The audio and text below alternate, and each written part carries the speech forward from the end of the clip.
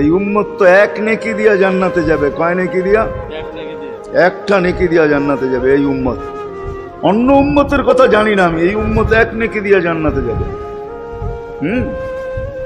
নবীর একটা আদর্শের কারণে জান্নাতে যাবে। সিরত মানি আদর্শ, আর এটা আমরা কদমে কদমে মুহতাজ।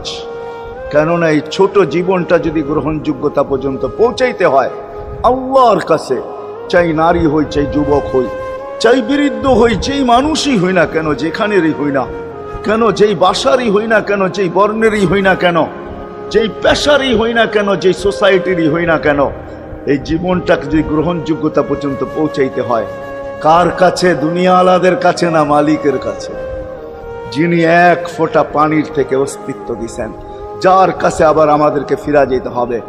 পালানের কোনো সুযোগ নাই। এই জন্যই কোরআন আমাদেরকে বোঝায় আইনাল মাফার। আল্লাহ